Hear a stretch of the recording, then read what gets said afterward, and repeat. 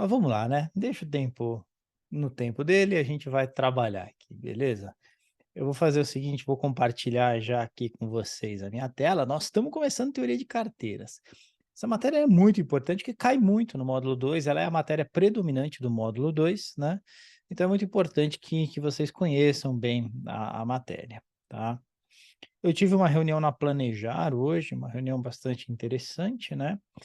E o pessoal já havia me perguntado, né, quando que são as provas do ano que vem, vão ser nos mesmos meses desse ano, né, não está definida a data direitinho ainda, mas vai seguir o mesmo esquema que foi esse ano, tá, então não muda nada em relação ao que aconteceu esse ano.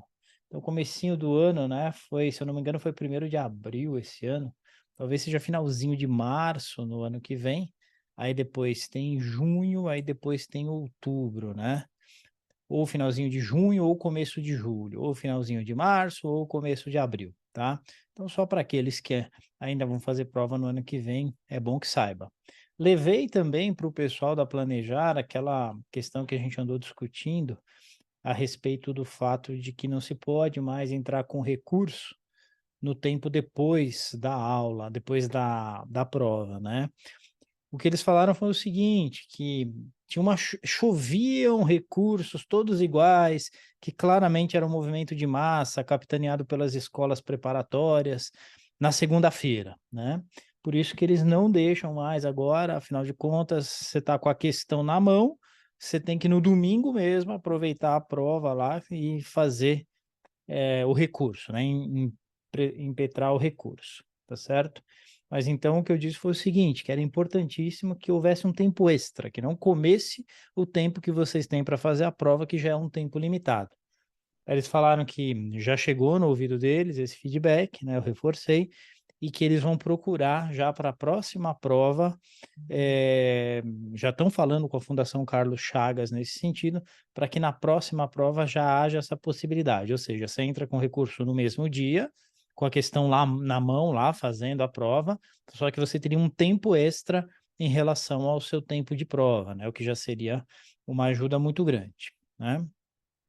No mais, a gente vai ter uma mudança no programa a partir do mas só lá 2025, então tem tempo pra caramba, vai entrar a parte de psicologia econômica, vai sair a parte toda a parte de produtos vai sair, então a gente não vai mais preparar o pessoal para entender o que são os produtos financeiros, mas muito mais a metodologia de planejamento, né. Mas isso acaba não sendo tão importante para vocês, porque demora ainda para entrar, tá bom? Mas é isso, aí depois se alguém tiver alguma outra dúvida, tal, me dá um toque lá no grupo ou no privado mesmo, e aí a gente conversa sobre isso, tá certo? A Planejar ela, não vinha tendo um canal muito aberto com as escolas, e até por conta de todo o remodelamento que ela vinha fazendo, mas agora ela disse que vai manter um canal muito aberto com as escolas. Então a gente consegue também auxiliar mais vocês em diversos tipos de informações e dúvidas que vocês possam ter, tá bom? Então qualquer coisa, vai me chamando aí, vai me falando. Beleza? Deixa eu compartilhar aqui agora a minha tela com vocês.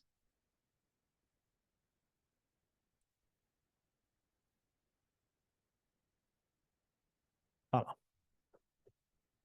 Muito bem, olha só. Pessoal, antes de sair que nem um louco resolvendo questões, eu queria fazer uma breve introdução ao tema aqui, e aí a gente vai conversando a respeito, tá certo? Sobre o Theo está perguntando aqui, ó, sobre a disponibilização das questões após a prova. A notícia é que não vai acontecer, tá? Eles estão montando um banco de dados, que eles disseram que novamente nesta próxima edição, nessa próxima prova, não haverá questão repetida, questões todas novas, mas na pegada que já vem sendo as outras provas, as provas anteriores.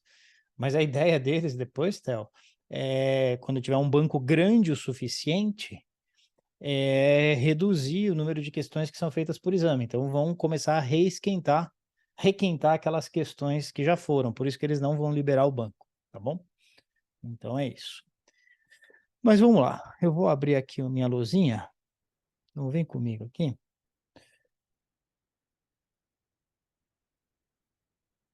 porque eu queria conversar aqui sobre algumas coisas que são fundamentais para você entender toda essa parte aqui de teoria de carteiras, né? Tudo que a gente vai ver de teoria de carteiras está muito baseado no modelo que começou a ser desenvolvido por Markowitz, né, Harry Markowitz, que morreu recentemente, né? Foi prêmio Nobel e tal. Depois continuou sendo desenvolvido por William Sharp, Eugene Fama e assim por diante, né? Você não precisa saber nada desses nomes, mas o que você precisa saber é o seguinte, que aqui a gente tem um negócio chamado desvio padrão, né? Desvio padrão. O desvio padrão, ele mede o risco total de um ativo e ele é representado pela letra sigma. E aqui você tem o retorno de um ativo. Qual foi a grande contribuição do Markowitz? Foi o seguinte, ele pegou um ativo que eu vou chamar de B, que tinha um determinado, vamos supor que seja uma ação, tá?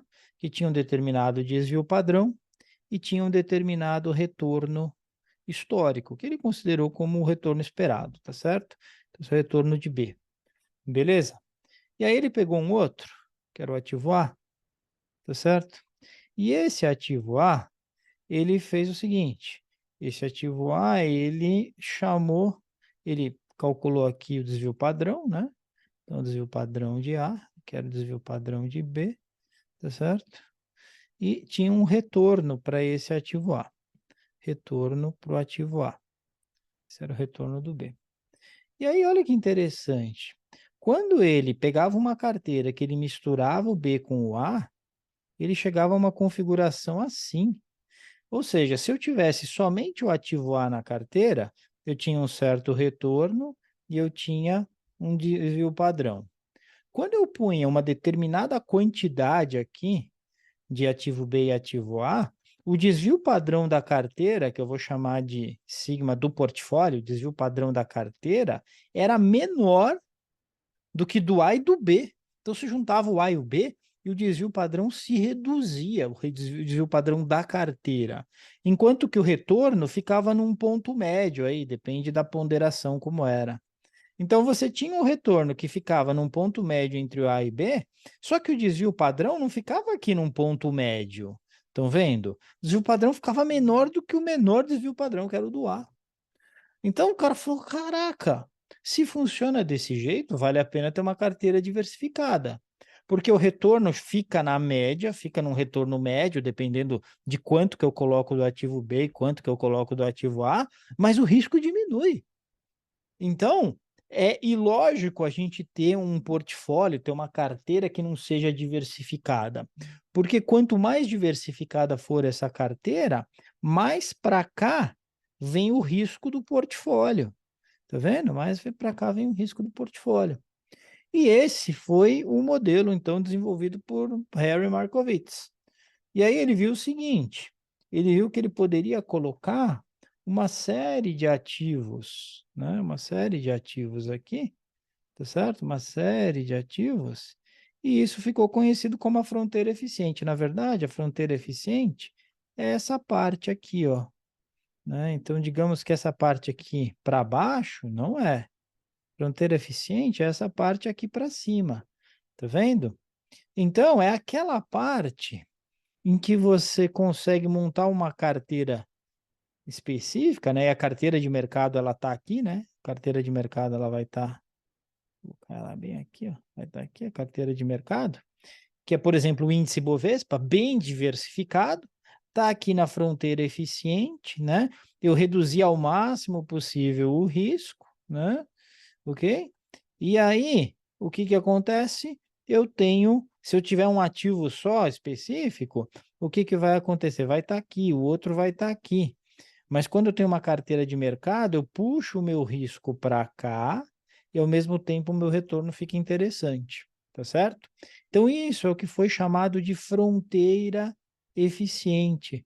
A fronteira eficiente é aquela fronteira que, dado um nível de risco, me dá o melhor retorno possível. Todas as outras estão aqui embaixo.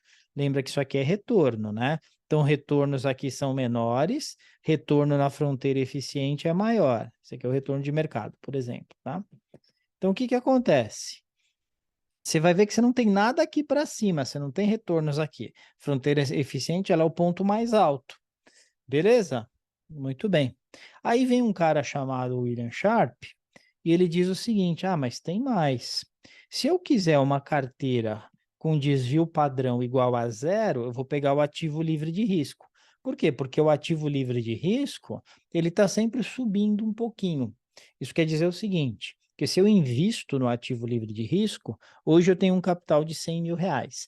Amanhã eu vou ter um capital de R$ 100.030. Depois de amanhã, um capital de R$ 100.060. Então não tem risco. Está sempre subindo aquele valor, não tem flutuação. Então, ativo livre de risco quer dizer que o desvio padrão é zero, é nesse ponto, e você tem um retorno, que é o retorno livre de risco, é a taxa livre de risco, o chamado RF. E aí, o que o William Sharpe falou? Que a gente pode montar uma carteira, e aí nessa carteira a gente escolhe se vai ter só ativo livre de risco e nada de renda variável. Se vai ter, se a carteira estiver aqui, 50% é ativo livre de risco, 50% é renda variável, o índice Bovespa, por exemplo. Então aí fica na metade do caminho, estão vendo? Se tiver mais renda variável, aí a carteira vai ficar aqui. E assim vai. Ou seja, quanto maior for o desvio padrão da carteira, é porque eu estou pondo mais renda variável. Aqui eu vou chamar, sei lá, de ponto A, e aqui é o desvio padrão de A. Aqui, como eu chamei de ponto P, retorno de P, desvio padrão de P. E assim vai. Então, quanto mais renda variável eu ponho, maior é o retorno exigido daquela carteira. E essa linha aqui, o William Sharpe chamou de Capital Market Line. Então, o que é a Capital Market Line, por definição? É a reta que liga o ativo livre de risco à carteira de mercado, que está na fronteira eficiente. Estão me entendendo? Então, isso é Capital Market Line. Aí tem um lance muito importante que você precisa Pode lembrar para repetir, a professor, o prova. conceito do Capital Market Line, por favor? Isso, eu vou repetir já já. Tá.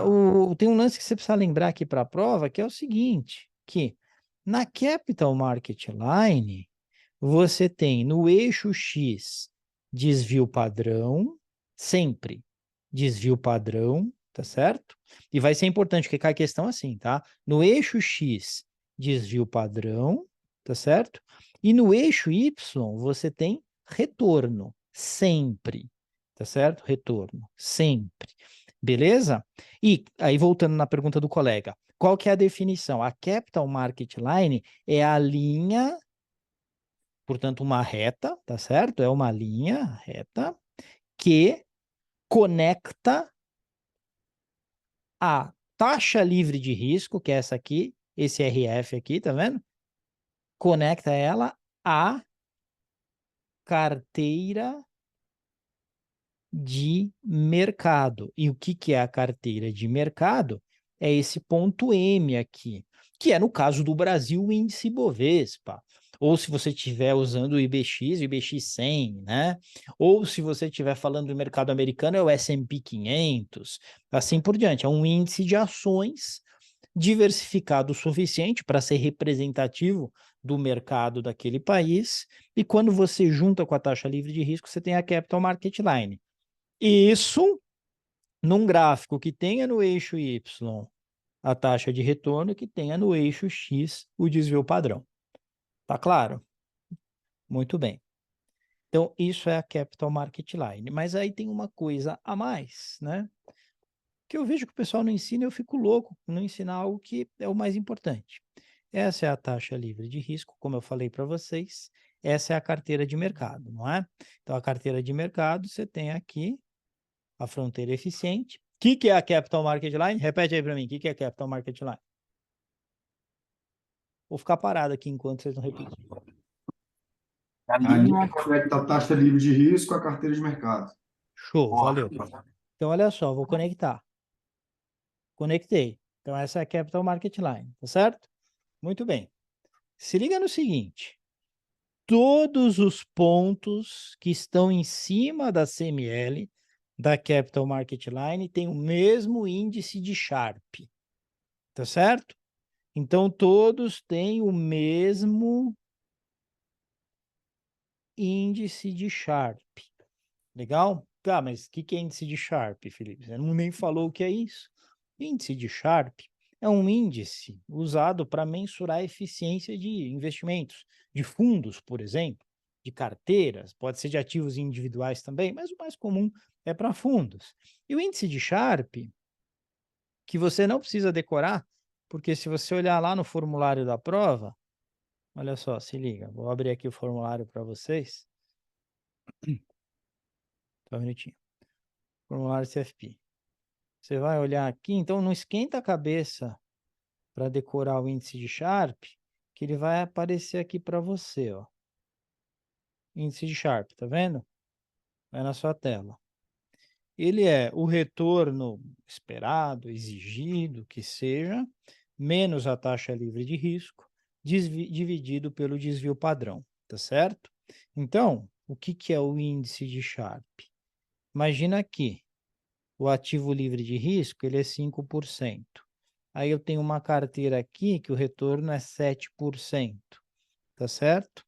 E aí eu vou ter um determinado desvio padrão aqui, tá certo? O que que é o índice de Sharpe? É o 7 menos 5, 7% menos 5%, tá certo? Suponha que aqui é 2%, dividido por 2%. Se você calcular o índice de Sharpe aqui, vai dar 1. Porque 7 menos 5, 7 menos 5 dá 2. Então, o que que é esse 7 menos 5? É o prêmio que essa carteira paga em relação à taxa livre de risco. Se eu for na taxa livre de risco, corro risco zero, taxa livre de risco, e ganho 5%. Essa é a promessa. Agora, eu posso querer turbinar meu rendimento. Vou ganhar 7. Mas para ganhar 7, eu corro um risco aqui de 2. Uma volatilidade de 2, um desvio padrão de 2. Então, para cada 1% de risco que eu estou correndo, eu ganhei 1% de prêmio. É isso que diz o índice de Sharpe. Afinal de contas, eu coloquei 2% de risco em relação ao que era o 5, pus 2%, mas ganhei 2% de prêmio, que é essa diferença. Estão me entendendo? O índice de Sharpe mede exatamente isso. Quanto de prêmio adicional eu ganho para cada ponto de risco que eu coloco na carteira. E para esse exemplo que eu coloquei aqui, índice Sharpe vai ser 1. Isso quer dizer que aqui, por exemplo, vai ser 8% e aqui o risco vai ser 3, porque o índice de Sharpe tem que ser igual. Aqui vai ser 9%, aqui o risco vai ser 4, e assim vai. Tá vendo? Então, o índice de Sharpe de todas as carteiras que estão em cima da Capital Market Line, da CML, tem que ser igual.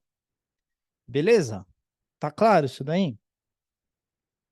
Essa vai ser a grande aplicação que vocês vão ter de Capital Market Line quando estiver fazendo exercício de teoria de carteiras, tá? É saber que os índices de Sharpe são iguais. E aí já fica mais fácil, né, da gente vir aqui e entender o que tem que ser feito aqui, tá certo? Olha só. Diz assim,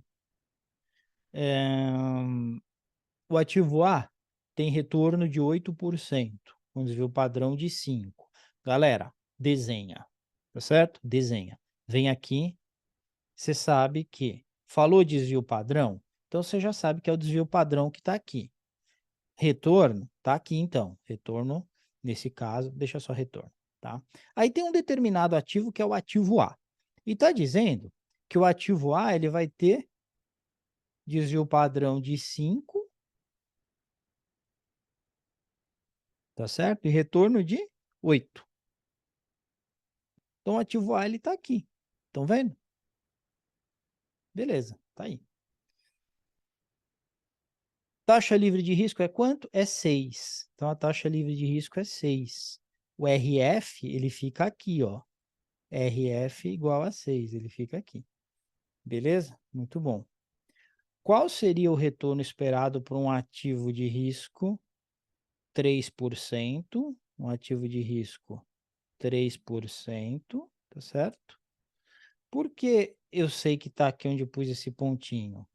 Porque está dizendo que ambos estão na fronteira eficiente. Aí, cuidado, fronteira eficiente pode ser usada para dizer aquilo lá, ou pode ser aquela reta que liga esses pontos aqui. Em determinado contexto vai ser uma coisa, em determinado contexto vai ser outra. Tá certo? Então, olha só, está dizendo que isso aqui está em cima da Capital Market Line, Quando fala fronteira eficiente, está em cima da Capital Market Line, tá certo? Então, eu sei que o índice de Sharp aqui, dessa carteira, desse ativo chamado B, né? Vou chamar ele de B, não está chamado de nada, mas vou chamar ele de B. O índice de Sharp do ativo B tem que ser igual ao índice de Sharp do ativo A, porque os dois estão na chamada fronteira eficiente ou na Capital Market Line. O lance é esse. Às vezes, fronteira eficiente é um termo sinônimo a Capital Market Line, tá? Então tem que ficar esperto nisso. Ele poderia ter dito sabendo que os dois estão na Capital Market Line, ok? Seria a mesma interpretação. Então, o que eu preciso fazer agora? Eu preciso calcular qual é o índice de Sharp da carteira A, porque eu tenho os dados para fazer isso, tá certo? E calculando o índice de Sharp da carteira A, eu sei qual é o índice de Sharp da carteira B, porque tem que ser igual, porque as duas carteiras estão na Capital Market Line, e aí eu consigo calcular qual é o retorno esperado, né? Que é a pergunta, né? Retorno esperado para aquele ativo de risco 3%.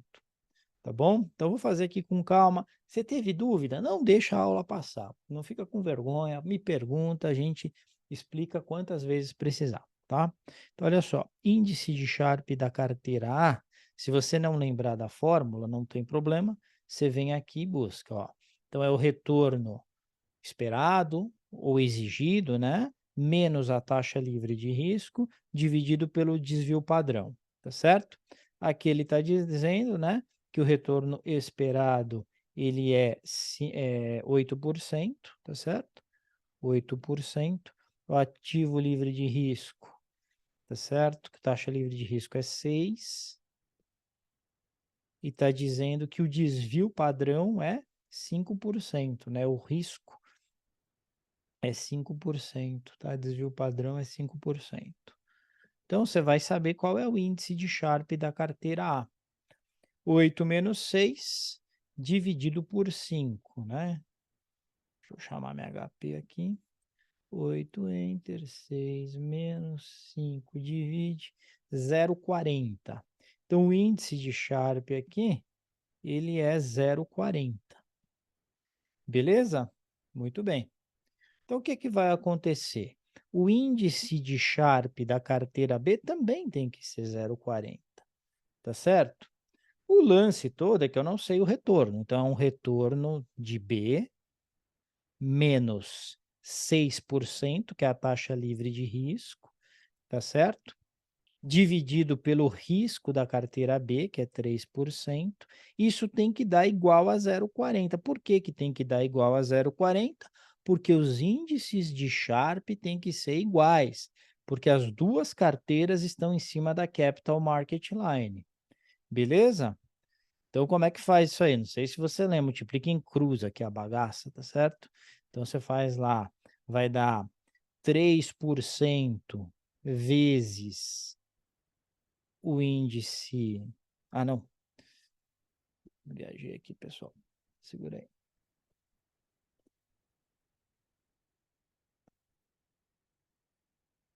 Multiplicar em cruz não é aí, né? Multiplicar em cruz.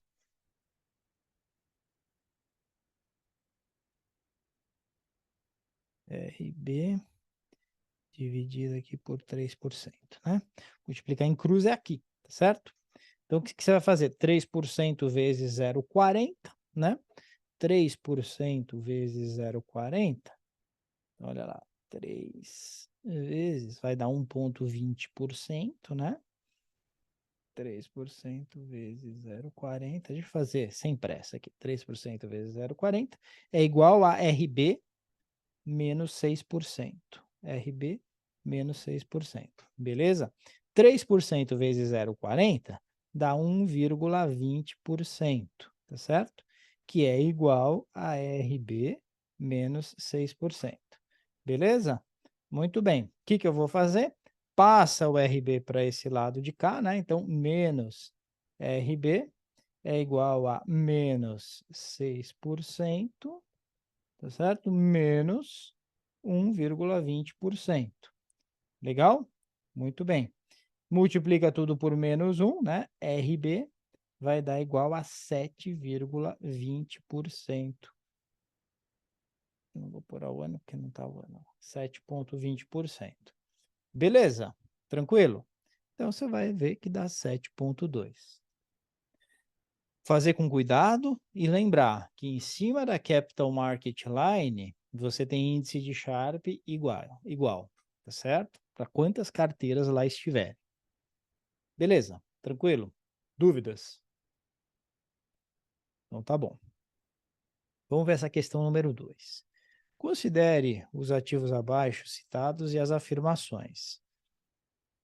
Tem retorno e desvio padrão, aí tem retorno, desvio padrão, retorno, desvio padrão, e diz assim: o ativo A e o ativo C são equivalentes na visão de um investidor racional. Então, olha só, aí você tem que se lembrar que pela teoria moderna de carteiras, o investidor é racional e ele quer ser remunerado pelo risco. Essa que é a ideia. Então, o que você tem que saber? Você tem que saber se o ativo A e o ativo C possuem mesmo índice de Sharpe. Só serão equivalentes na visão de um investidor racional se eles possuírem o mesmo índice de Sharpe. Se um dos dois tiver um índice de Sharpe maior que o outro, quer dizer que ele é preferível na visão do investidor racional, tá certo? Então, precisamos fazer o cálculo do índice de Sharpe. Legal? Muito bem. Dada a taxa livre de risco de 4%, né? Então, olha só, índice de Sharpe de A, como é que vai ser? Índice de Sharpe de A é o 6,4 menos 4%, ou não é? Dividido pelo desvio padrão de 3. Isso aqui vai dar 2,4 dividido por 3, certo? Então, você vem aqui, 2,4, Enter, 3 divide, 0,80. 0,80 é o índice de Sharpe de A. E o índice de Sharpe de B? Você vai pegar aqui um retorno de 7, né? Menos 4%, e vai dividir pelo desvio padrão de 4. Então, é 3 dividido por 4. Então, olha só, 3, Enter, 4 divide, dá 0,75. 0,75. Tá certo? Então, o índice de Sharpe de B, ele é diferente do índice de Sharpe de A, ok?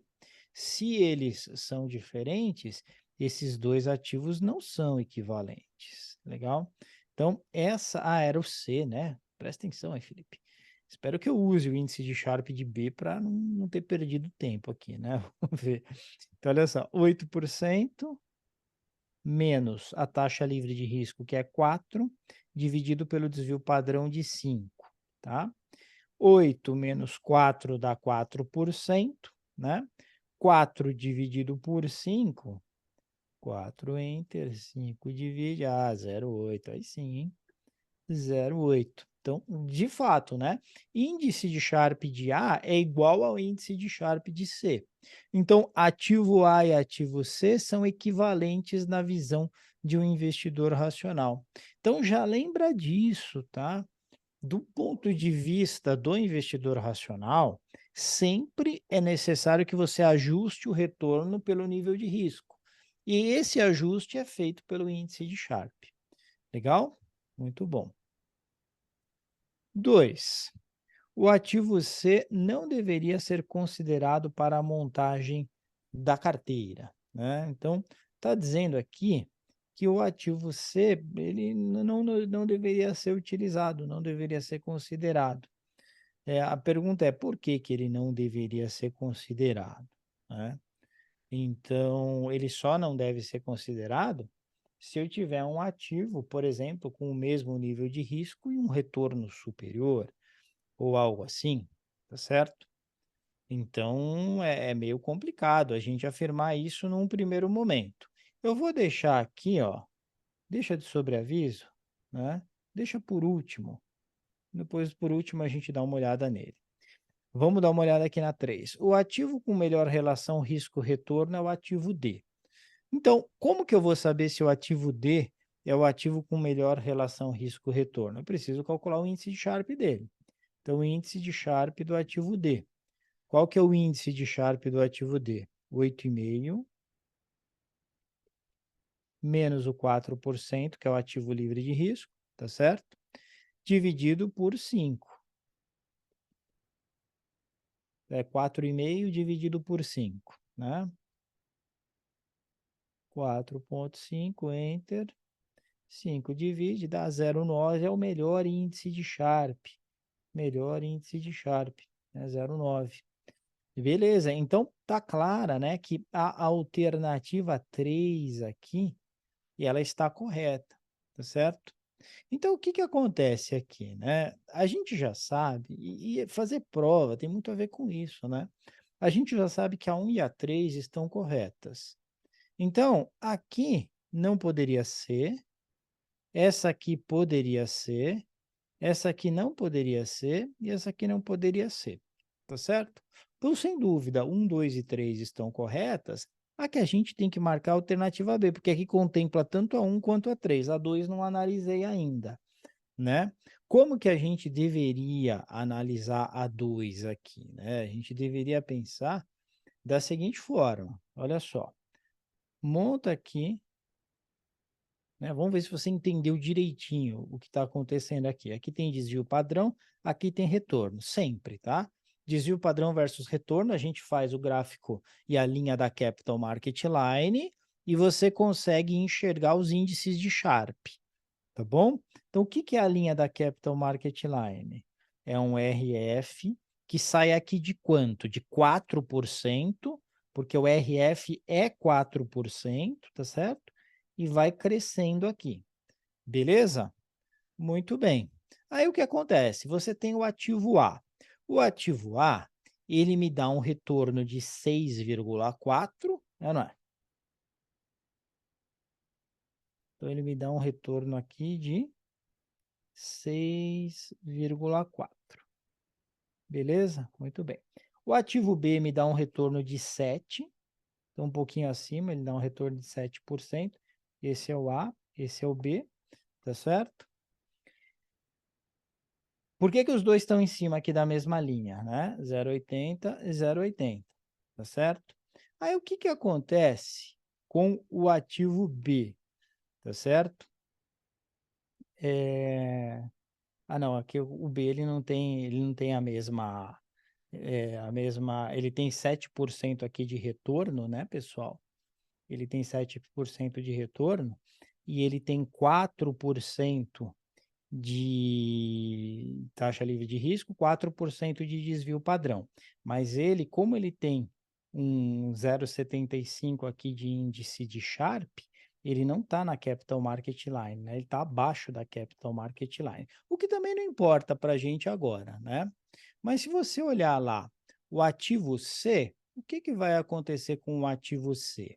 Ele tem desvio padrão de 5%, então tem aqui um desvio padrão de 5%, tá certo? E ele dá um retorno, opa, ele dá um retorno que é de 8.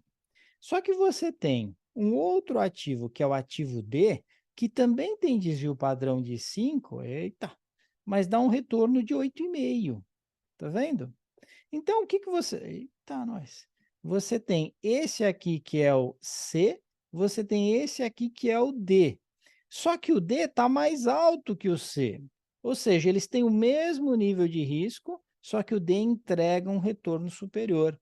Isso é o que a gente chama de dominância entre ativos. Quando você tem o mesmo nível de risco entre dois ativos, só que um entrega retorno superior, você tem a dominância do ativo D sobre o ativo C, tá certo? E é por isso que o ativo C não deveria ser considerado para a montagem de uma carteira do ponto de vista do índice de Sharpe, do ponto de vista dessa relação risco e retorno. Tá bom? Beleza? Não considera essa linha aqui, né? Porque eu desenhei ela como se fosse a Capital Market Line, mas não dá para a gente saber onde está a Capital Market Line aqui, porque não se falou para a gente onde está o ponto de mercado, né? Então não dá para dizer que essa é a Capital Market Line. Mas o que você tem que olhar é sempre essas relações de risco e retorno. Beleza? Tranquilo? Muito bem. Questão número 3. Olha só. Na questão número 3, eu vou ter que introduzir um outro assunto aqui com vocês, porque Capital Market Line, vocês estão vendo aqui, a gente já viu. Então, é sempre um gráfico que tem retorno no eixo Y e ele tem o desvio padrão no eixo X, tá certo? Muito bem. Aí o que acontece? As finanças neoclássicas continuam evoluindo, né? E aí se criou, e quem criou isso foi o William Sharpe, né? Ele continuou no seu desenvolvimento, e ele criou uma outra reta, que não era mais a Capital Market Line, né? Não era a linha de mercado de capitais, mas era a linha de títulos do mercado, a Security Market Line, tá? Securities Market Line. O que que é a Security Market Line?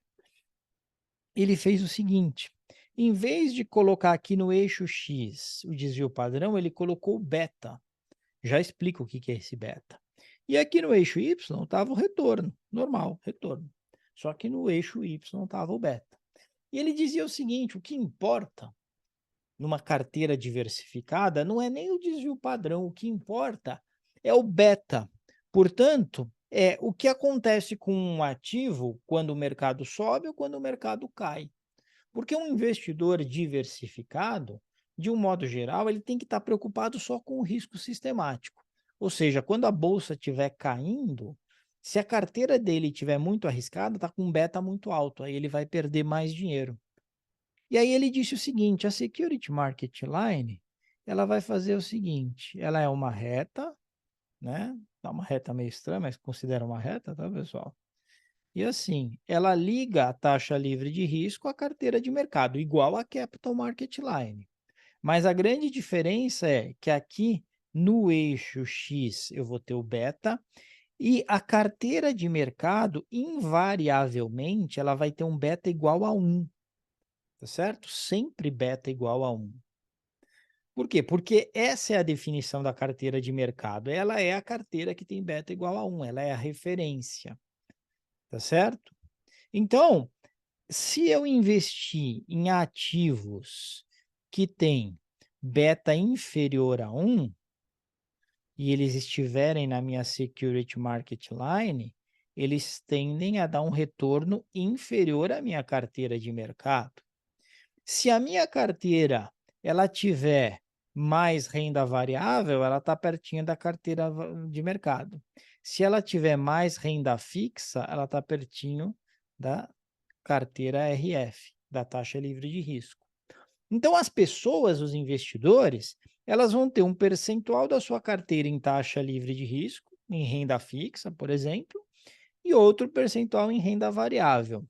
Quanto menor for a proporção de renda variável, mais perto vai estar da taxa livre de risco, menor vai ser o retorno. Quanto mais perto tiver da carteira de mercado, maior vai ser o percentual de renda variável, maior a exigência de retorno. Tá? Então, a SML, o que você precisa lembrar? Ela é a linha que conecta a taxa livre de risco à carteira de mercado. Veja que, por enquanto, não mudou nada em relação à Capital Market Line, mas muito importante, no gráfico que tem o beta no eixo X. O gráfico que tem o beta no eixo X, tá certo?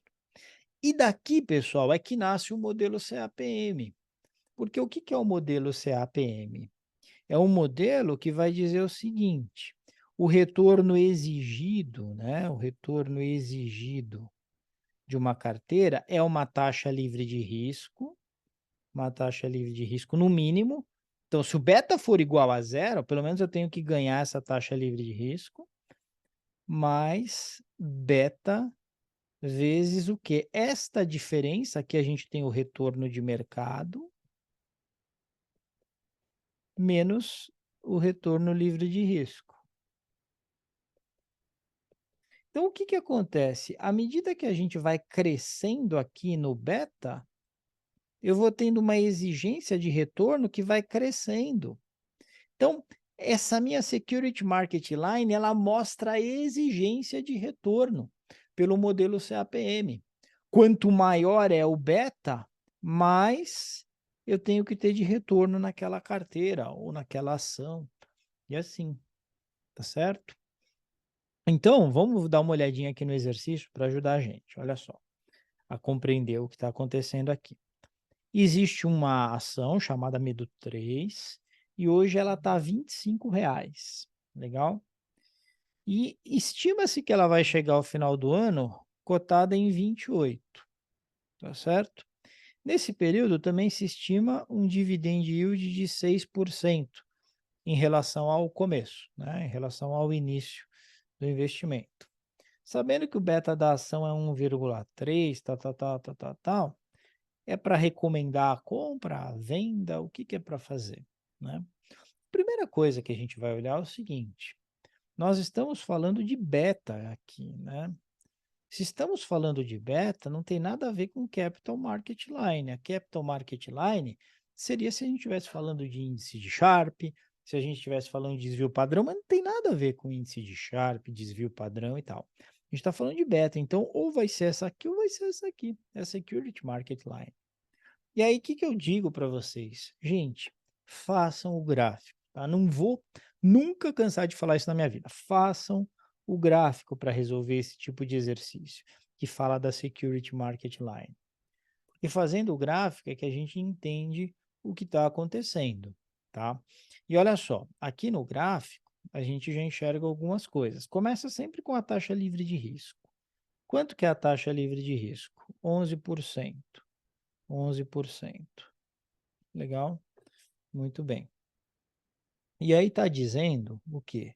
Está dizendo que o prêmio de mercado é 5%. Se o prêmio de mercado é 5%, quer dizer que essa diferença aqui é 5%. Estão vendo? É o prêmio por você investir na carteira de mercado. Então, aqui vale 16. Então, a carteira de mercado, ela está aqui nesse ponto. Tá certo? Retorno 16 e beta igual a tanto, a quanto? Quanto que é o beta sempre da carteira de mercado? Invariavelmente? 1. 1. Então você já sabe que é 1 aqui. Legal? Isso é fato. A SML, pessoal, ela vai estar aqui, ó. Essa é a SML. Beleza? Então, se eu tiver uma carteira de beta 1,3, ela vai ter que obrigatoriamente entregar pelo menos esse retorno aqui, que está acima de 16. Estão me entendendo? Se ela entregar mais que isso, ótimo, está excelente. Se houver a expectativa que ela vai entregar mais, está excelente. Se a expectativa for entregar menos, aí eu não vou comprar esse papel, não. Estão me entendendo? Então, o CAPM, ele serve para calcular a exigência de retorno. Quanto que vai ser a exigência de retorno? Se você não lembrar da fórmula, né? Você vem aqui.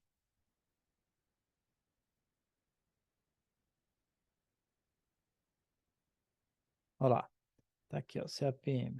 Tá certo? Se você não lembrar, às vezes dá um branco naquela correria toda da prova, vem aqui, essa aqui é a fórmula. Então tá bom. Aí você vem aqui, ó. Quer dizer que o valor, o retorno exigido do ativo I é a taxa livre de risco mais beta RM menos RF, tá certo? Então você vem aqui e coloca 11% mais. Tá dizendo que o beta é 1,3, não tá? Vezes, então vamos lá. Retorno de mercado. Bom, ele já falou que o prêmio de mercado é 5, né? Então você já poderia pôr direto 5 aqui, que o prêmio de mercado é exatamente essa diferença, é o RM menos RF. Ou então você teria colocado 16 menos 11, que dá na mesma, tá? Pode fazer de um jeito, pode fazer de outro. Legal? Então, quanto é que vai dar isso aqui? 11, 1,3 vezes 5%, vamos fazer aqui. 6,5, né? Então, vai ser 11 mais 6,5, 17,5%. O que está dizendo? Que aqui tem que entregar 17,5. Tá certo? Nesse ponto aqui vai ter que entregar 17,5. A pergunta que se faz é, se espera que essa ação vai entregar 17,5, o CAPM disse que o que tem que se exigir é os 17,5.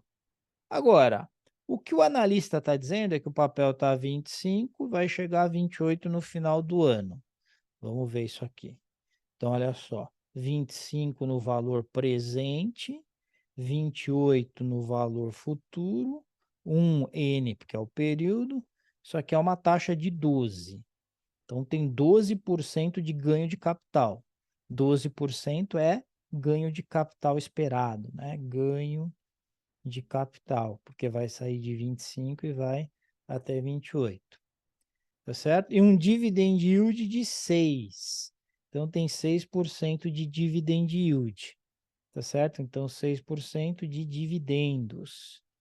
Dividendos, tá certo? 12 mais 6 dá 18. É mais, Felipe? Assim é. Né? Lembra que é sempre o seguinte: o retorno de uma ação, ele é o seu ganho de capital mais os dividendos. A taxa de ganho de capital mais a taxa de dividendos, que é o que a gente chama de dividend yield. Soma os dois, deu 18. Então, ele está prometendo 18. Na verdade, ele está aqui, ó. Está no 18, está um pouco acima do 17,5. Está prometendo 18, tinha que entregar 17,5. Está acima da SML, tá certo? E, portanto, eu recomendo a compra, porque está acima da Security Market Line. Entendeu esse lance de acima? É porque 17,5 está aqui, tá certo? Como está prometendo entregar 18, está um pouquinho acima. É essa que você tem que marcar. Beleza. Não é fácil, né? Assim, não é aquela baba de boi, né? Tem que fazer vários exercícios. Vai fazendo vários exercícios, prometo para você que fica fácil depois. Mas é o tipo de matéria que você tem que ralar. Tem que fazer exercício. Questão número 4. Vamos lá. Se tiver dúvidas, me fala, hein? Eu repito quantas vezes precisar aqui. Só não fiquem com dúvidas. Um fundo de investimento possui índice de Sharpe igual ao da carteira de mercado. Ah, peraí, falou índice de Sharpe? Falou índice de Sharpe, é SML ou é CML? CML. CML, pô. Então você já vem aqui, já sabe que aqui é desvio padrão, não é? Aqui é retorno, já estamos falando de CML. Então está dizendo que fundo de investimento possui índice Sharpe igual à carteira de mercado. Então tem uma carteira de mercado, tá certo? O índice de Sharpe dela vai ser igual ao desse fundo aqui, tá certo? Aqui tem um desvio padrão, aqui tem um retorno, não sei ainda qual que é. Ah, mas já falou que a volatilidade é 30, então a volatilidade é 30, já sei que aqui é 30. Volatilidade e desvio padrão é a mesma coisa, tá? Desvio padrão, como que se calcula a volatilidade? Calculando o desvio padrão. Legal? Então já sei que é 30, que é a carteira de mercado. Sabendo-se que a carteira de mercado possui um risco de 20,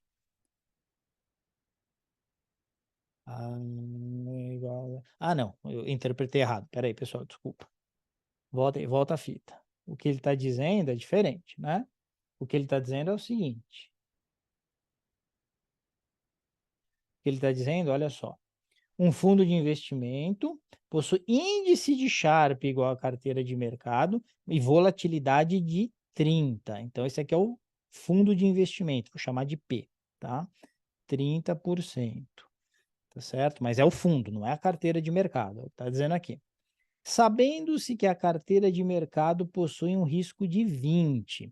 Se a carteira de mercado possui um risco de 20, isso quer dizer que a carteira de mercado está aqui, tá certo? Carteira de mercado está aqui. Agora, está dizendo que o fundo de investimento possui índice de Sharpe igual a da carteira de mercado. Então, o que, que vai acontecer? Taxa livre de risco está aqui. A Capital Market Line junta a taxa livre de risco à carteira de mercado, é ou não é? E segue adiante, isso é a Capital Market Line. Como que eu sei que esse fundo de investimento que eu chamei de P, ele está na Capital Market Line? porque está dizendo que ele possui índice de Sharpe igual ao da carteira de mercado. Então, tem que estar na Capital Market Line, tá certo? E como é que eu sei que ele está aqui para a direita? Porque está dito que a volatilidade dele é 30% ao ano, enquanto que a volatilidade da carteira de mercado é 20%, tá certo? Por isso que eu sei que está à direita. Beleza? Então, olha só. A carteira de mercado possui um risco de 20, e possui o quê? Um retorno esperado de 12. Retorno esperado de 12. Beleza? Muito bom. Taxa livre de risco é quanto? É 6. Então, pondo todos os elementos aqui no gráfico. Qual é o retorno esperado do fundo de investimento? Como é que vocês fariam isso aqui? O que conecta a carteira de mercado ao fundo? É o fato de estarem os dois na Capital Market Line, portanto, terem o mesmo índice de Sharpe, certo? Então, eu preciso calcular o índice de Sharpe da carteira de mercado. Primeira coisa, porque aí com o índice de Sharpe da carteira de mercado, eu tenho o risco do fundo de investimento, vou ter o índice de Sharpe do fundo de investimento, consigo calcular o retorno. Então, o ponto de conexão entre a carteira de mercado e o fundo de investimento é que os dois têm o mesmo índice de Sharpe. Então, qual que é o índice de Sharpe da carteira de mercado? Vou fazer no cantinho aqui. Né? Pega o retorno de mercado, lembra, né? O índice de Sharpe é sempre o retorno da carteira menos a taxa livre de risco dividido pelo desvio padrão da carteira. Então, carteira de mercado, retorno de mercado é 12, menos ativo livre de risco, que é 6, dividido pela volatilidade aqui, que é 20. Beleza? Então, 12 menos 6 dividido por 20. Quanto é que vai dar isso? 12 entre 6 menos 20 divide. 0,30. Então, o índice de Sharpe, ele é 0,30. 0,3. Beleza? E o índice de Sharpe da carteira P vai ser 0,3 também. Então, o que eu estou dizendo? Índice de Sharpe da carteira P. Ele vai ser o retorno da carteira P, tá certo? Menos a taxa livre de risco, que é 6%, dividido pela volatilidade, que é 30%. Ok? Isso tem que dar os mesmos 0,3 aqui. Beleza? Muito bem, multiplique em cruz aqui. Então, o que você vai ter? Você vai ter que RP menos 6% é igual a 0,3 vezes 30%. Legal? Isso aqui vai dar que RP é igual a 0,3 vezes 30%, vai dar, vamos fazer aqui,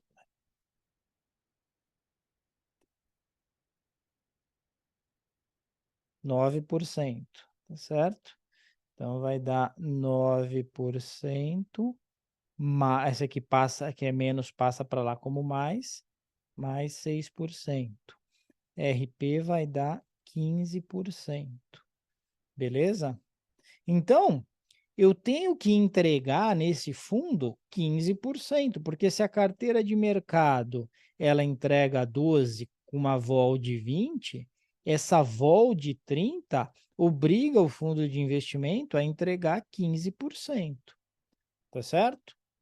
Então, você vê que aí fecha de acordo com o gráfico, 15% ao ano, alternativa C. Beleza? Tudo bem, gente?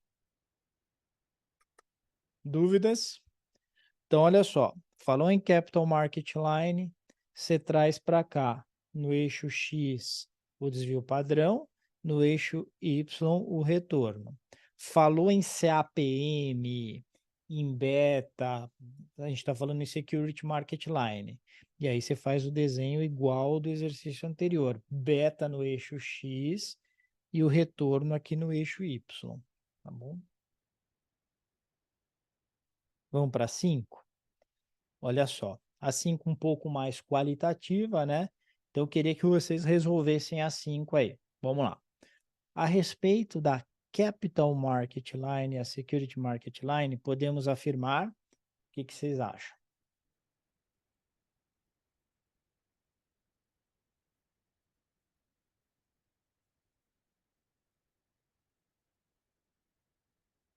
Tá correta? A. Enquanto a Capital Market Line utiliza beta como medida de risco, a Security Market Line utiliza desvio padrão, tá certo? Falso. A Security Market Line é a adição do ativo livre de risco ao conceito de fronteira eficiente. Eu acho que tá certo isso. Mas o conceito de fronteira eficiente, ele era isso aqui, né? Aí você tinha aqui a carteira de mercado, aqui era o desvio padrão, aqui era o retorno. Aí você pegava o ativo livre de risco e realmente adicionava. Só que esse era o conceito de Capital Market Line, né? Por quê? PML. Porque aqui tinha desvio padrão. Então, tem esse pequeno detalhe que torna a alternativa B incorreta. Tá? C. A Capital Market Line tem ligação com o modelo CAPM? Tá correto? Não, Não tá, né? é o SML, né? Exatamente. Os ativos acima da SML são considerados subvalorizados e podem ser comprados? Lembra que a gente desenhou aqui, ó?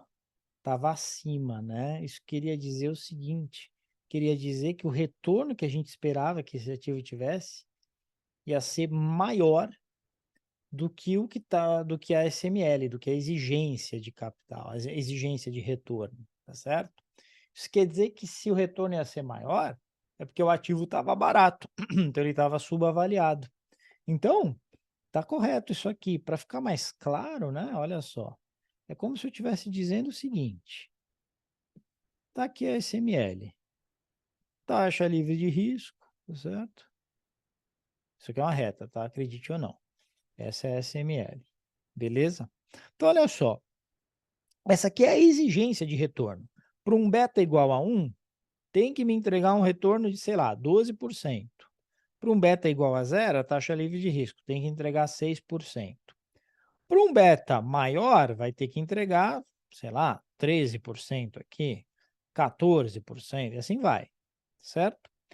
Se os ativos estão aqui, estão acima da SML, quer dizer que eles estão mais baratos e, portanto, eles tendem a subir mais, eles tendem a dar um retorno maior do que o exigido.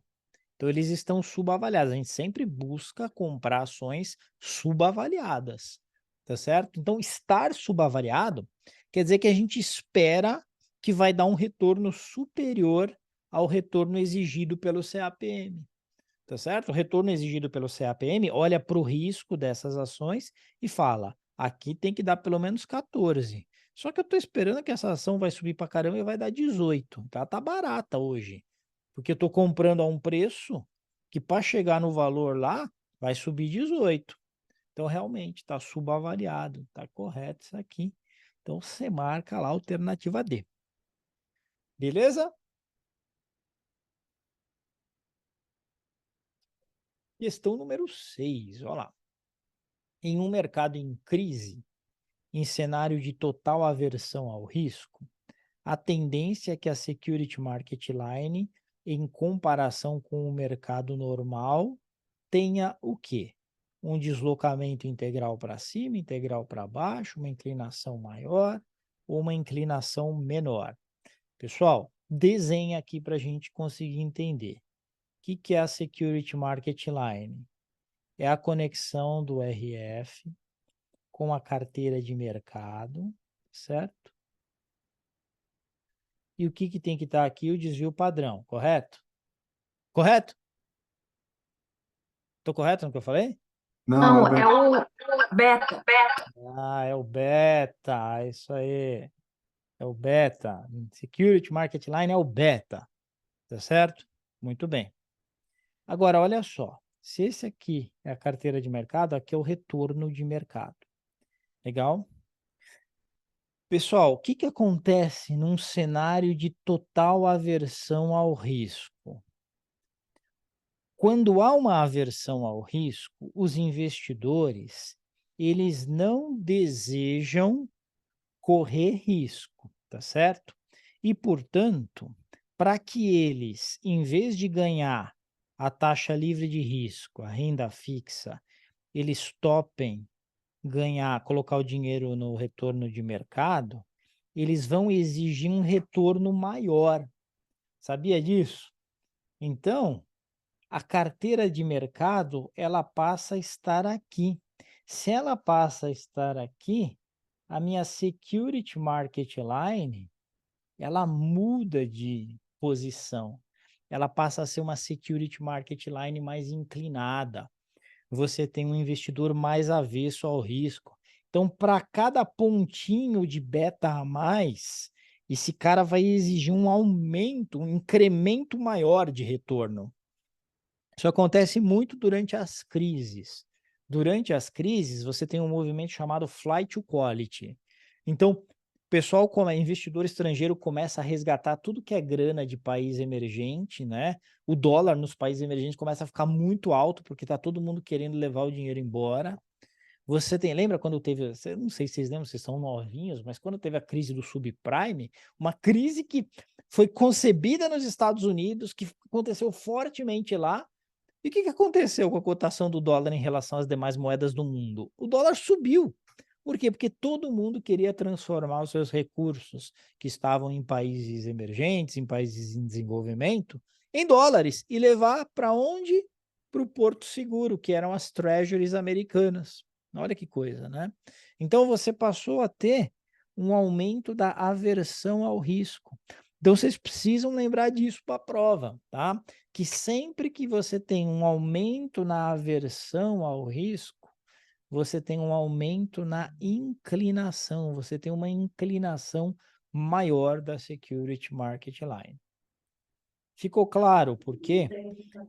Cada pontinho a mais de risco...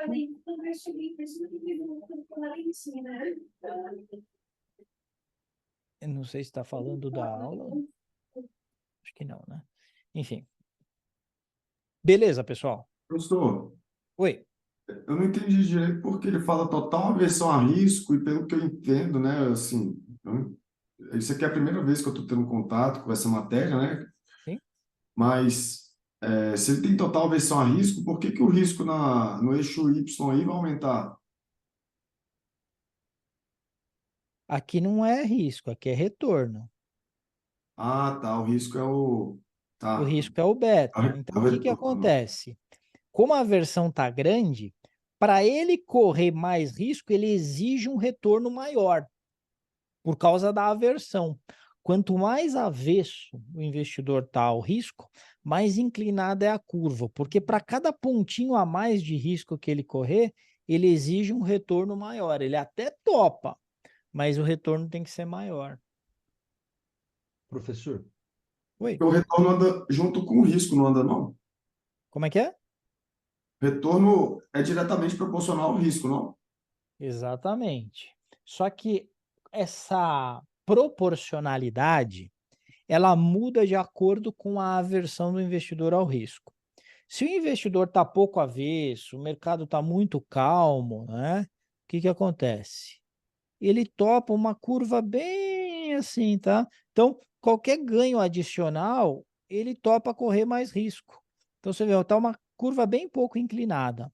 Mas quando o mercado fica nervoso, começa a ficar assim essa SML. Por quê? Então, aqui é SML1, aqui é SML2. Por quê? Porque ele está muito avesso ao risco. Então, ele até topa tomar mais risco, mas ele quer um baita acréscimo de retorno. Aqui não, ele queria um acréscimo pequenininho de retorno. Aqui não, ele quer um baita acréscimo porque ele está muito avesso ao risco. Ah, tá, entendi agora. Tá bom? Não é que ele não aceita o risco, né? Porque para ele aceitar o retorno tem que ser realmente que compense para que ele aceite aquele determinado risco, né? Isso. A aversão ao risco tem a ver com isso. A Tá. remuneração tem, quanto maior a aversão ao risco, maior terá que ser a remuneração pelo risco que o investidor vai correr. Acho que o Valeu. Fábio ia falar alguma coisa. Fábio? Isso. Esses aí nos exercícios, deve ter mais no simulado. O deslocamento integral para baixo ou para cima, agora analisando com mais calma, vai ter alguma relação com a taxa livre de risco, né? Porque se eu É porque ela é subir, a base, né? se houver um exercício, a taxa Selic, risco-free, subiu de 10 para 12. O que acontece com a reta? Ela sobe integral para cima, no caso, né? Se subir os juros, e agora que está baixando, ela sobe para baixo, vai estar mais relacionado ao risco livre, né? Exatamente. Porque em Aqui, alguma eu acabei anotando, eu queria falar inclinação, mas acabei anotando deslocamento, eu lembro que eu errei, fiquei em dúvida. o prêmio entre RM e RF tem a ver com a aversão ao risco, né? Essa diferença aqui. Por quê? Porque é a inclinação aqui. Mas a base onde está apoiada aqui no RF vai ter a ver exatamente com isso, com o patamar da taxa livre de risco. Se eu não me engano, a gente tem uma questão logo aqui na sequência. Olha só. Em um cenário de corte de juros básico da economia, né, qual o movimento esperado para a Security Market Line sem que outros eventos ocorram? Então, o que está acontecendo? A gente tem hoje uma taxa livre de risco aqui, e normalmente a taxa livre de risco que a gente pega, sei lá, para 5 anos. Então, imagina que a gente tem uma taxa pré para 5 anos hoje, que está aqui na casa, vou pegar aqui, está na casa de 10%, tá certo? Então, a gente tem a nossa Security Market Line hoje, aqui. Aqui é o mercado, tá? Então, esse é o retorno esperado de mercado. Então, essa é a minha SML1. Aí você tem um corte de taxa de juros. Vamos pegar daqui uns 4, 5 meses. Imagina que a taxa para 5 anos esteja em 8%, a taxa livre de risco. Se você não tiver uma mudança na aversão ao risco, e o enunciado fala, né, sem que outros eventos ocorram, a minha SML2, ela passará a estar aqui, tá vendo? Então, eu tenho um deslocamento integral para baixo, né? Ou em outro lugar, outra questão poderia estar escrito um deslocamento paralelo para baixo, tá certo? Então, esse caso, tipicamente, é um deslocamento paralelo, um deslocamento integral para baixo, ok? Por isso que o que acontece? O mercado de ações fica otimista com queda de juros. Porque se a taxa exigida nas ações vai cair, isso quer dizer que o preço das ações, a ação a valor presente, vai ser negociada por um preço mais alto. Porque como é que funciona uma ação? Ela paga dividendos. Esses dividendos aqui, né? 1, ano 2, ano 3, ano 4, e o valor de venda da ação no final do ano 4, né? Preço 4 aqui. Isso aqui é meio que fixo, né? Depende da situação da economia, mas vamos imaginar que é mais ou menos fixo aqui, né, nesse movimento que a gente está vendo. Quanto é que vale uma ação? São esses dividendos e esse preço pelo qual eu vou vender lá na frente trazido a valor presente. É esse o valor de uma ação, tá certo? Agora, se eu vou trazer valor presente por uma taxa menor, isso quer dizer que o preço hoje vai lá para cima. Então, isso afeta diretamente o preço das ações. Então, o mercado acionário, muitas vezes, ele sobe, não porque a perspectiva do fluxo de caixa, dos dividendos que a empresa vai pagar está aumentando, mas porque a taxa de juros está diminuindo. Então, se o investidor agora não consegue mais 10% na renda fixa, ele consegue só 8%, ele não vai exigir ganhar 16% nas ações, por exemplo. Ele vai se contentar com 14%. E aí, quando eu trago a valor presente por 14%, eu vejo que a ação vale mais. E o investidor fica disposto a pagar mais caro naquela ação. Estão me entendendo? E é esse movimento que a gente está vendo aí de corte. Por isso, né? Por isso que fica essa neura aí de cortar juros logo, tal. É compreensível, né? Além de toda a questão macroeconômica, e os juros são muito onerosos para as empresas do setor de varejo, para as construtoras e não sei o quê, tem toda essa questão que uma taxa de juros muito alta ela deprecia os ativos, o valor presente dos ativos, porque você traz a valor presente pela taxa que está rodando no mercado. Se a taxa cai, o valor presente sobe. Beleza, gente? Tamo junto aqui? Questão número 8. Olha só. Considere uma ação que tenha retorno esperado de 15, beta de 1,4. A gente vai falar de CML ou de SML aqui? SML. Pois é. Falou aqui, caramba, de beta, você já sabe que é SML, né? Então já vem aqui, ó, já vai ter o beta aqui, já vai ter o retorno aqui, tá certo? Retorno aqui, beleza? Então já sabe que é SML. Legal? Já lembra o seguinte, a carteira de mercado ela tem beta igual a 1 sempre, não muda, então a carteira de mercado está aqui, né? Quando ela junta com a taxa livre de risco, é o que a gente chama de SML, tá certo? Então é isso, carteira de mercado juntou com a taxa livre de risco é SML, beleza? E aqui o beta tem que ser 1 da carteira de mercado, e aqui o beta é 0, né, da taxa livre de risco, beleza? Então vamos lá.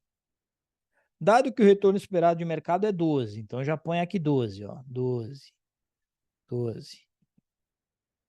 Dado que a taxa livre de risco é 8, então é 8. Então, esse prêmio aqui é 4, essa diferença é 4, porque aqui é 8, aqui é 12. Beleza? Muito bem. Podemos afirmar que esta ação está a... Então, olha só, o retorno esperado é 15, mas qual que é o exigido? Quanto que ela deveria pagar com um beta de 1,4? Ela está aqui, você concorda comigo que ela está aqui? Porque é 1,4, é acima de 1. Está aqui essa ação. Vou chamar ela de A, tá bom? Ela está aqui. Quanto que tem que ser o retorno aqui, gente? Ah, de cabeça eu não sei, então vamos fazer a conta. Que conta que nós vamos fazer? CAPM, porque beta tem a ver com CAPM. CAPM diz o seguinte, o retorno exigido, tá certo? Ele vai ser taxa livre de risco mais beta RM menos RF. Legal? Quanto que é a taxa livre de risco? 8%. Quanto que é o beta? 1,4, tá certo? 1,4. Quanto que é o RM? 12. Quanto que é o RF? 8. Então, exige-se para essa ação aqui um retorno de quanto?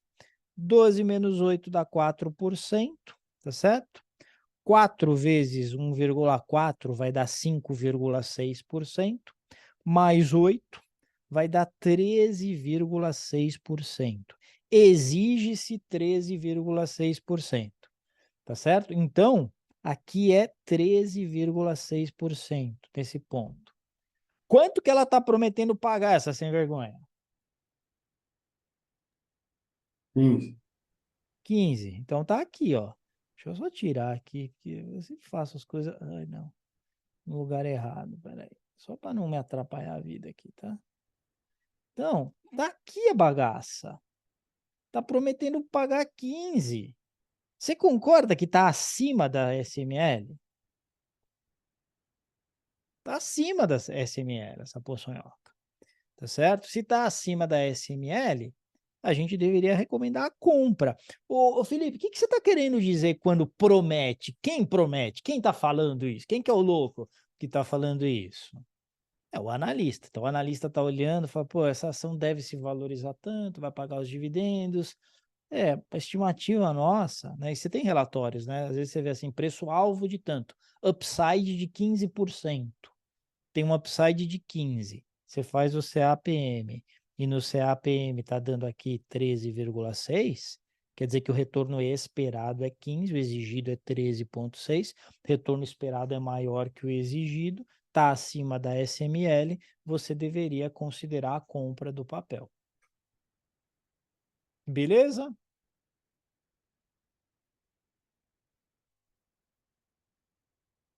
A próxima aqui, que é, acho que é a derradeira de hoje, né? Vamos lá. Olha só. A empresa X tem um beta de 0,8. Pessoal, estamos falando de SML ou de CML? SML. Isso aí, SML. Falou em beta, nós estamos falando de SML, que é retorno, né? Olha só. Ela tem beta de 0. Aqui o beta de 1 tá a carteira de mercado. Sempre, professor, sempre. Carteira de mercado tem beta igual a 1. Taxa livre de risco está aqui. Quando eu junto a taxa livre de risco à carteira de mercado, eu acho o quê? Pode falar, sem medo. Perfeito, é isso que você pensou, é SML, olha lá. Sempre que você junta a taxa livre de risco à carteira de mercado e tal, o beta aqui no eixo X, é SML, tá bom? Legal. Aqui, beta é igual a 1, porque é a carteira de mercado. Aí está se falando de uma outra carteira chamada X, que tem beta de 0,8, tá certo? Olha só, então a empresa X tem beta de 0,8 e a empresa Y possui um retorno esperado de 15. Calma. Taxa livre de risco é 6, tá certo? Carteira de mercado tem um retorno de 12. Então, RM aqui é 12. Beleza? 12. Legal? Muito bem. Aí, olha o seguinte, pensa aqui comigo. Essa empresa que tem beta igual a 0,8, ela vai ter um retorno exigido menor do que 12, tá certo? Vai ser um retorno aqui, tá vendo? Por que que é um retorno exigido menor do que 12? Porque o que está em cima da SML é sempre o retorno exigido. Sempre. Legal? Muito bem. E aí está dizendo que a empresa Y possui um retorno esperado. Aqui, pessoal, até peço desculpa para vocês. Aqui tinha que estar escrito retorno exigido, não esperado. Retorno exigido. Depois, quando eu subir o material, eu subo correto, tá? Retorno exigido de 15%. Então, o retorno exigido dela está aqui, ó, está 15%. Se está aqui, ela vai ter um beta maior que 1, tá vendo? Vai ter um beta maior que 1, que eu não sei ainda quanto é, mas é um beta maior que 1. Ok? Muito bom. E aqui é a mesma coisa, tá? Não era para ser retorno esperado, era para ser retorno exigido. O retorno exigido da empresa X e o beta da empresa Y serão respectivamente, e aí a gente vai ter que fazer o cálculo, tá? Então, só de desenhar algumas coisas aqui, a gente já tem alguma clareza sobre essas coisas. Por exemplo, né? Olha só. Retorno da empresa X. Retorno da empresa X, ela está aqui, né? A empresa Y, ela está aqui. Concorda comigo que o retorno da empresa X, ele vai ser menor do que 12%, que é a taxa de mercado? Tem que ser menor, não tem? Então, 12% não serve, 12% não serve. 10,8 talvez, e talvez. Não é? Então, só para começar, a gente já eliminaria alternativas B e C. Então, ou vai ser a A ou vai ser a D, tá certo? E aí, como é que eu sei qual que é uma, qual que é outra? As duas poderiam, né? Porque as duas estão dando um beta superior a 1 e a gente sabe que tem um beta superior a 1. Legal? Então, as duas poderiam acontecer nesse caso aqui. Então, a gente ficaria entre uma ou outra. Mas vamos ver lá, então, o que pode ser feito aqui. Vamos fazer o CAPM aqui para empresa X, né? Começando pela empresa X. Olha só. Então, o que a gente tem? O retorno exigido da empresa X é a taxa livre de risco de 6%, mais o beta dela, que é 0,8, tá certo? E aí o prêmio, qual que é o prêmio? RM é 12, RF é 6. Então, é 12 menos 6%. Ok? Isso aqui vai dar 6% mais 0,8 vezes 6% vai dar 4,8%. Isso aqui dá 10,8%. Beleza? Tranquilo? 10,8%. Então, o retorno esperado são os 10,8% que a gente já imaginou aqui. Legal? Muito bem.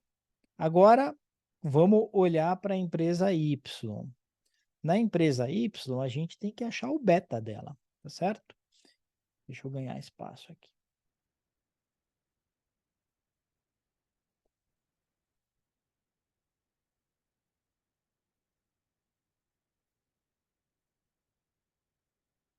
Então, vamos lá. Como é que seria isso? Quais são os dados que a gente tem aqui da empresa Y?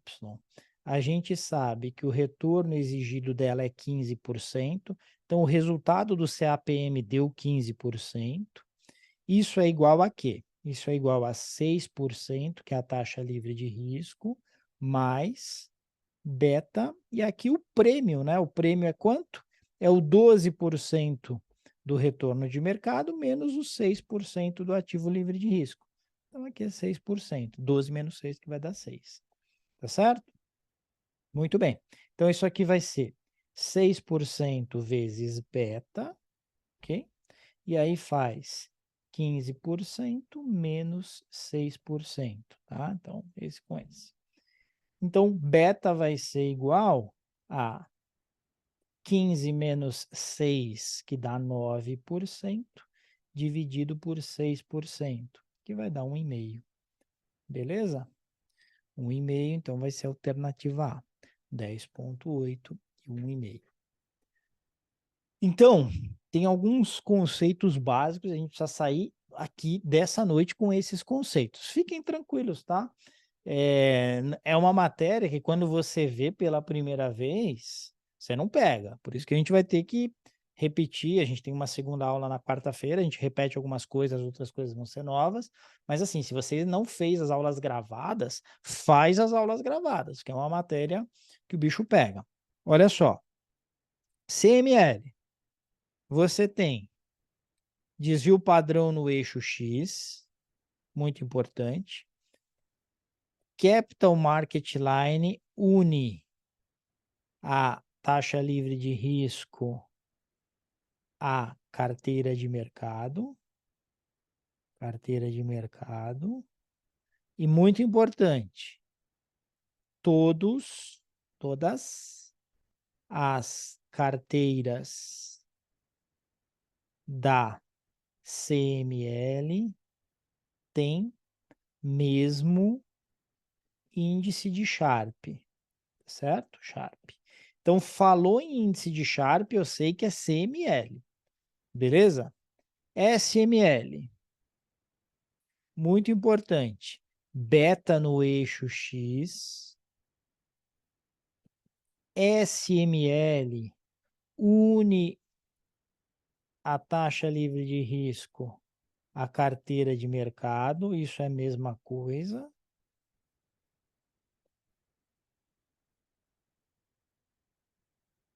Todas as carteiras na SML são calculadas pelo CAPM, tá? Então, o CAPM calcula todas as carteiras na CML. E isso daqui é o retorno exigido, tá?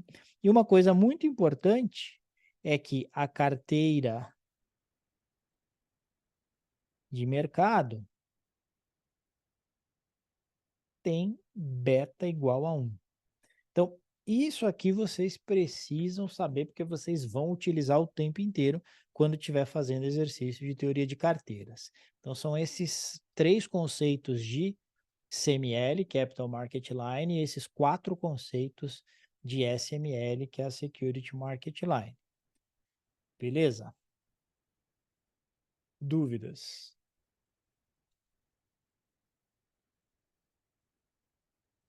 Nenhuma dúvida? Então tá bom. Quem não conseguiu ainda fazer as aulas gravadas, façam as aulas gravadas, busquem resolver os exercícios que estão lá nas aulas, e aí a gente manda bala na próxima quarta-feira, continuando. A gente vai começar reforçando com exercícios que reforçam esses conceitos que a gente já viu, E aí depois a gente vai fazer alguns que levam em consideração índice de Sharpe, índice de Traynor e outros índices que pegam esse conceito e utilizam esse conceito. Fechado, galera? Beleza. Valeu, professor. Obrigado aí. Um abraço para vocês. Tchau, tchau. Boa, né?